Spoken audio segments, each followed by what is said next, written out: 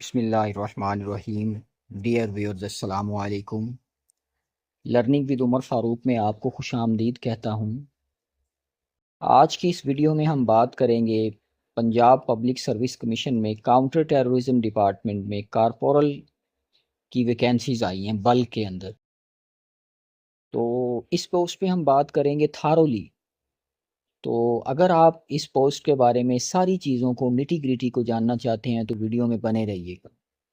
हम इस पोस्ट में बात करेंगे कि ये किस तरह की पोस्ट है और इसका प्रॉपर क्राइटेरिया क्या है, सीटीडी है क्या, इस पोस्ट के लिए सिलेबस क्या है, जॉब नेचर क्या है, इसकी सैलरी क्या हो सकती है, ट्रेनिंग और फिर प्रमोशन क्या होती है।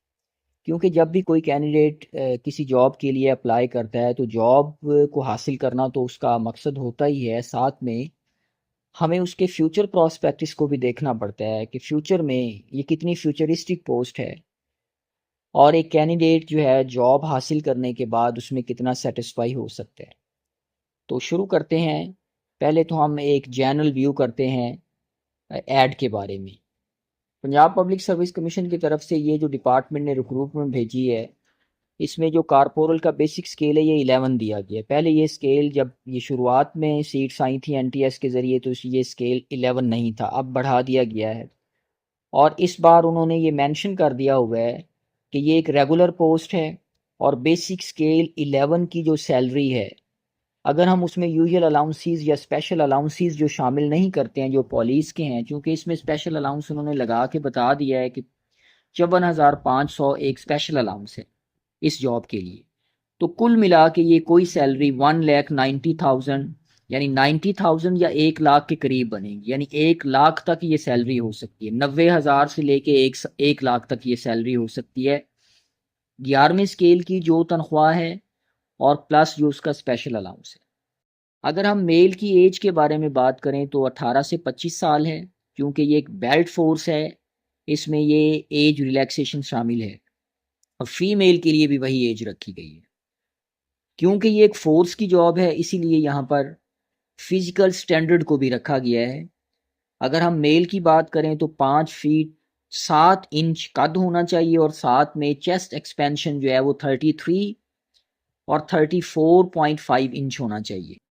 अगर फीमेल की बात करें तो फीमेल में सिर्फ हाइट को ही देखा जाता है, लेकिन बॉडी मास जो रेशो है वो भी उस पर फिट होना चाहिए। तो 5 फुट 2 इंच है।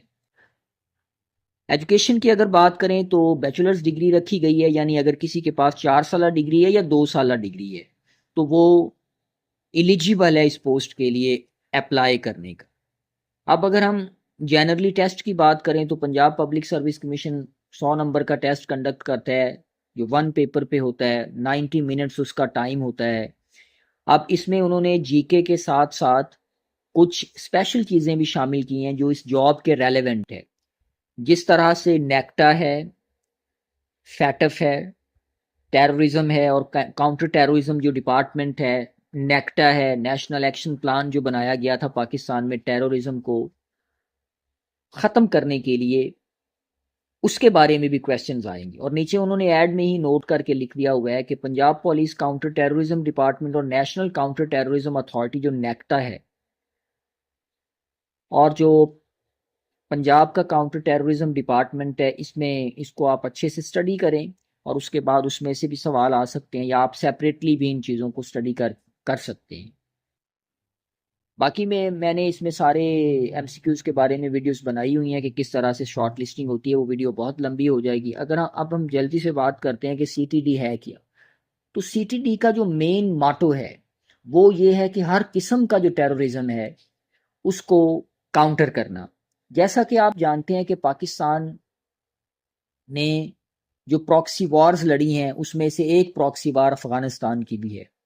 जब अमेरिका ने अफ़गानिस्तान पे अटैक किया था 2001 में, उसके बाद से पाकिस्तान भी टेररिज्म की लपेट में आया और हमारी जो फोर्सेस हैं वो पाकिस्तान के अंदर जो आफ्टर मैथ्स आए टेररिज्म के अफ़गान वार के बाद उनको काउंटर करने में लग गया।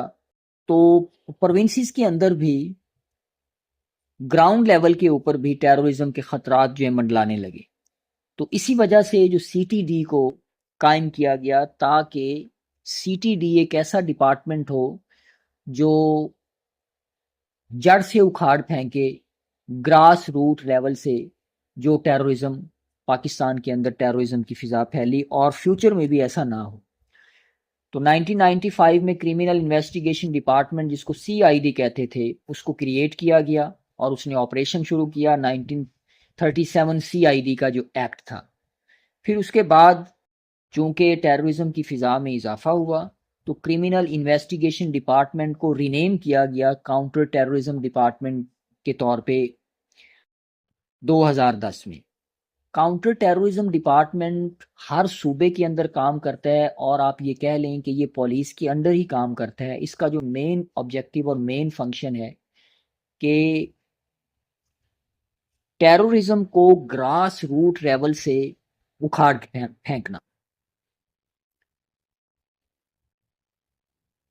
अब काउंटर टेररिज्म फोर्स जो है ये इनिशियली जब ये बनाया गया तो इसमें 1200 के करीब कारपोरल का नाम दिया गया, जो कि आप समझ लें कि एक तरह की बेसिक यूनिट है, जिस तरह के पुलिस में कांस्टेबल बेसिक यूनिट होता है।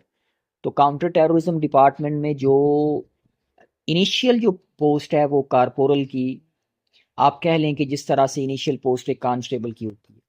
लेकिन इसमें जो पर्क एंड प्रिविलेजेस दिए गए लोगों को वो सैलरी के तौर पे दिए गए, यानी सैलरी उनको बहुत ज़्यादा अच्छी दी गई, जिसकी वजह से लोगों ने इस डिपार्टमेंट को ज्वाइन किया।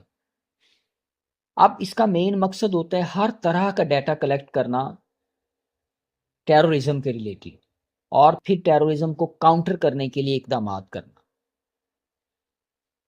अब अगर इस डिपार्टमेंट की हम हायरार्की की बात करें तो ये डिपार्टमेंट एक इंस्पेक्टर जनरल ऑफ पुलिस के अंडर ही काम करता है और हर जो एक सेक्शन है या रीजन है उसको एडिशनल IGP या deputy inspector general police head करता है, यानी वो उसका हेड होता है। लेकिन जब कभी भी ऑपरेशन होता है तो वो एक इंटेलिजेंस बेस्ड ऑपरेशन होता है। ये नहीं होता कि वो ऑपरेशन जो है वो बड़ी जल्दी में कर दिया जाए।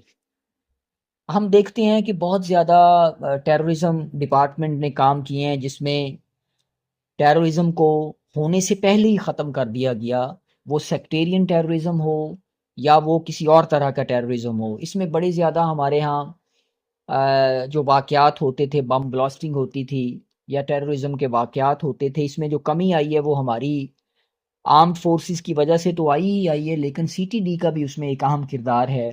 कई ज़्यादा ऐसे वाक़यात हुए हैं जिसमें CTD ने अपना एक भरपूर किरदार अदा किया है।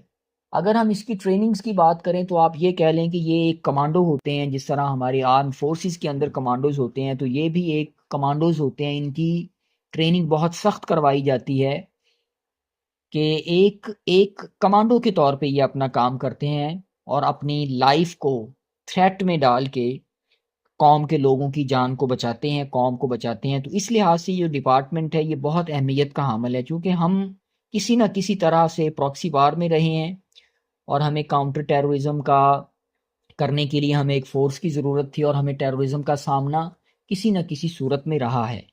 तो इस डिपार्टमेंट की वजह से और हमारी आर्म्ड फोर्सेस के डिपार्टमेंट की वजह से काफ़ी ज़्यादा टेररिज्म पे हमने काबू पा लिया है। अगर हम इसकी प्रमोशंस की बात करें तो जैसा मैंने कहा है कि 2010 में इसको रीनेम किया गया काउंटर टेररिज्म के तौर पे। तो अभी तक जो कारपोरल्स थे, मेरे सुनने में तो नहीं आया कि किसी की प्रमोशन हुई हो, क्योंकि ज़्यादातर जो ऑफिसर्स होते हैं वो डेपुटेशन के ऊपर काम करते हैं, पुलिस से होते हैं, वो इंटेलिजेंस एजेंसी से ले लिए जाते हैं। तो ये एक जॉइंट वेंचर के तौर पे ऑपरेशन करते हैं जिसमें पुलिस के आदमी भी शामिल होते हैं, पुलिस के ऑफिसर जो डेपुटेशन के ऊपर काम कर रहे होते हैं, जो इंटेलिजेंस एजेंसीज के होते हैं, प्लस जो ये फोर्स के अपने जवान होते हैं जिनको हम कारपोरल का नाम देते हैं, वो इसमें हिस्सा लेते हैं। तो माइट बी कि कोई ऐसी हायरार्की फ्यूचर में बन जाए जिसमें कारपोरल को सीनियर कारपोरल 14 स्केल में प्रमोट कर दिया जाए या उसका कोई और नाम रख दें, सब इंस्पेक्टर रख दें या इस तरह का कोई नाम रख दें। ऐसी कोई अभी तक मेरे मेरे इल्म में हायरार्की नहीं आई है। जॉब पर्सपेक्टिव के हवाले से देखें तो एक अच्छी जॉब है।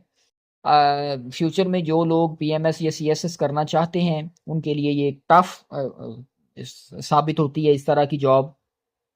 बाकी जनरली सैलरी के लिहाज से बहुत अच्छी जॉब है, लेकिन साथ में ट्रेनिंग्स के हवाले से या ड्यूटी के हवाले से ये एक टफ जॉब है। अगर हम बात करें तो रिसेंटली जो हमारा एक एक्ट पास हुआ है पेंशन का, तो माइट भी कि यहाँ पर ये जो जॉब जो है ये भी कंट्रीब्यूटरी प्रोविडेंट फंड के अंदर आए, यानी पेंशन सिस्टम इसमें भी ना हो। तो ये जो बुनियादी सारी चीज़ें थी वो मैंने आपको बता दी हुई हैं। आपके जहन में कोई भी सवाल हो तो आप मुझसे पूछ सकते हैं। वीडियो अच्छी लगे लाइक करें, चैनल पर नए हैं तो